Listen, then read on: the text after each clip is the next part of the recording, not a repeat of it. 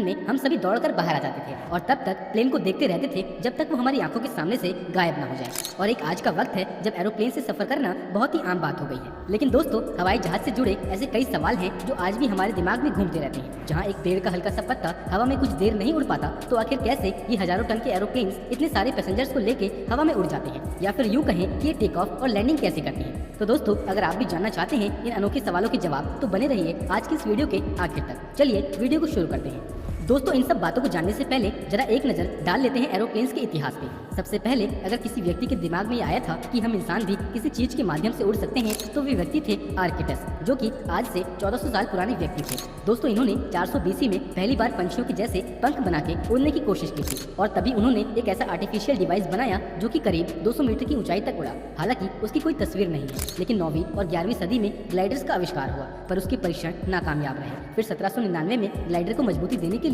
एक मशीन को बनाया जा रहा था, और फाइनली 1853 को पहला ग्लाइडर बना, और फिर 1856 में जीन मैरी ले ब्रिस ने ग्लाइडर प्लस फ्लाइट का आविष्कार किया, और फिर ऐसे अनेकों परीक्षण होते गए। दोस्तों, एरोप्लेन को बनाने का श्रेय सबसे पहले राइट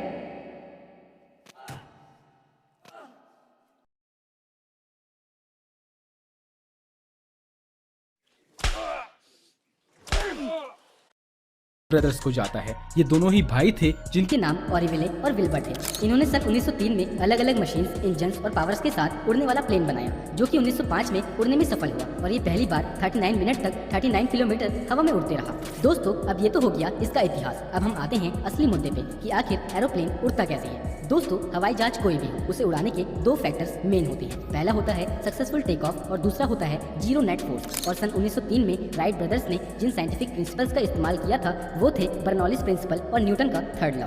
दोस्तों, आसमान में उड़ने वाली कोई भी चीज पर 4 तरह की फोर्सेस अप्लाई होती है। पहली है ग्रेविटी, दूसरी है लिफ्ट फोर्स, तीसरी है थ्रस्ट और चौथी है ड्रैग फोर्स। अब ये चारों फोर्स बैलेंस हो तभी एक प्लेन आसमान में अच्छे से उड़ पाएगा, और इन सभी फोर्सेस को बैलेंस करने में सबसे मेजर रोल प्ले करता है एक प्लेन का डिजाइन। अगर आपने कभी एरोप्लेन के स्ट्रक्चर पे ध्यान दिया होगा तो आपने भी नोटिस किया होगा कि प्लेन्स का ये डिजाइन पंछियों से इंस्पायर होकर बनाया गया है, और जिस तरह बर्ड्स के उड़ने के लिए उनके विंग्स सबसे ज्यादा जरूरी होते हैं, उसी तरह एक सक्सेसफुल फ्लाइट के लिए प्लेन्स के विंग्स का डिजाइन बहुत अहम होता है। ज्यादातर प्लेन्स के विंग्स का कर्व होता है, जबकि नीचे का ढांचा एक क्रॉस सेक्शनल आकार बनाता है, और इसे साइंटिफिक भाषा में एयरफॉइल कहते हैं। दोस्तों, प्लेन्स के कर्व विंग्स हवा को नीचे की तरफ डिफ्लेक्ट करते हैं, जिसके रिएक्शन में हवा का प्रेशर अपवर्ड डायरेक्शन में लगता है, जिसे लिफ्ट फोर्स कहते हैं। अब दोस्तों, ग्रेविटेशनल फोर्स जो कि प्लेन को जमीन की ओर खींचती है, और ये लिफ्ट फोर्स, ये दोनों एक दूसरे से बैलेंस होकर नेट फोर्स को जीरो कर देती है, और इसी कारण हवा में प्लेन बैलेंस कर पाता है। अब भाइयों, एरोप्लेन हवा में बैलेंस तो हो गया, लेकिन इसे आगे बढ़ाने के लिए एक प्रोपोर्शन एक्सेलरेशन फोर्स की भी जरूरत पड़ती है, जिससे कि ये किसी डायरेक्शन में आगे की तरफ मूव कर सके।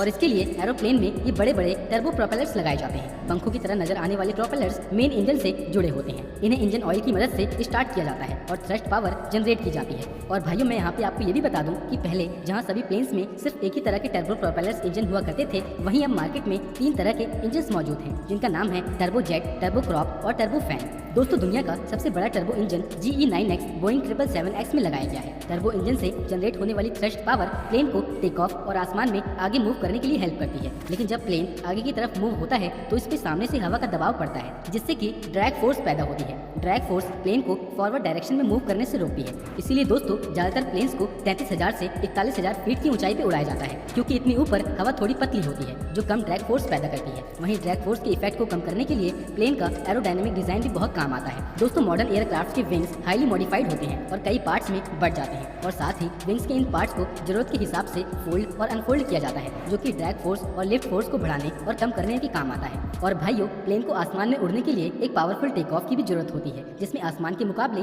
ज्यादा थ्रस्ट और लिफ्ट फोर्स लगती है, और इसी वजह से टेक ऑफ के वक्त विंग्स के इन फ्लैप और स्लाइडर्स को नीचे की तरफ एक्सटेंड कर दिया जाता है, जिससे विंग्स का सरफेस एरिया और कर्वेचर बढ़ जाता है और ज्यादा हवा डिफ्लेक्ट होने लगती है।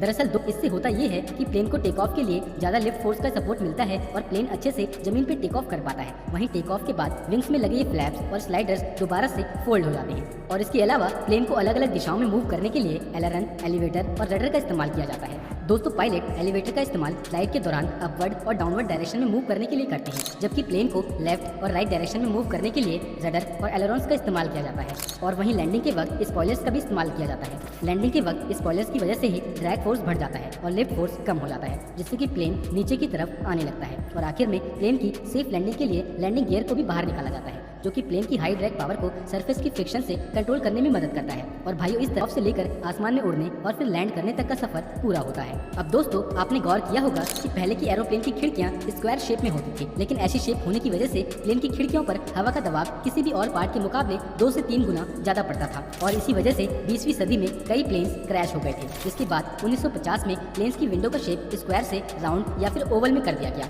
अब दोस्तों, आप ये जानते हैं कि आखिर क्यों प्लेन की खिड़कियां ओवल और राउंड शेप में होती है। दोस्तों, पहले के समय में पायलट्स जमीन पर बड़े बड़े पहाड़, लैंडमार्क्स और एयरलाइंस को देखकर रास्ते का पता लगाते थे, लेकिन फिर जैसे जैसे टेक्नोलॉजी आगे बढ़ती गई वैसे वैसे इस समस्या का हल भी निकाल लिया गया। अब दोस्तों, पायलट्स रास्ते का पता करने के लिए जीपीएस का इस्तेमाल करते हैं। दरअसल जो जीपीएस रहता है वो सिग्नल यूज करता है, जिससे कि ट्रैफिक फ्लो, स्पीड और आपकी डेस्टिनेशन की डिस्टेंस का पता लगता है। लेकिन भाइयों, एरोप्लेन्स में एयरवेज यानी कि रूट्स के रोड मैप्स होते हैं, और एरोप्लेन का जो जीपीएस होता है जो सिग्नल को यूज करता है और हवा, मौसम और डेस्टिनेशन के डिस्टेंस को एनालाइज करता है। और ये सारी इन्फॉर्मेशन रहती है एक ब्लैक बॉक्स में, जिसमें सारा रेफरेंस सिस्टम डाटा और रेडियो नेविगेशन सिग्नल शामिल रहते हैं, जिससे जो एरोप्लेन्स होते हैं वो एयरवेज यूज करके अपने डेस्टिनेशन तक पहुंचते हैं। दोस्तों, आपके ज्ञान को बढ़ाने के लिए बता दूं कि ब्लैक बॉक्स को एयरक्राफ्ट नेविगेशन का ब्रेन बोला जाता है, क्योंकि ये बहुत ही ज्यादा इंपॉर्टेंट रोल प्ले करता है एरोप्लेन को रास्ता दिखाने में। एक बार जब रूट डिसाइड हो जाता है तो सारी इन्फॉर्मेशन को फ्लाइट मैनेजमेंट सिस्टम यानी कि एफएमएस में भर दिया जाता है। अब जो एफएमएस होते हैं वो बहुत सारी सिग्नल यूज करते हैं, जिससे कि एयरक्राफ्ट की पोजीशन मेंटेन होती है और एयरक्राफ्ट अपनी डेस्टिनेशन तक पहुंचता है।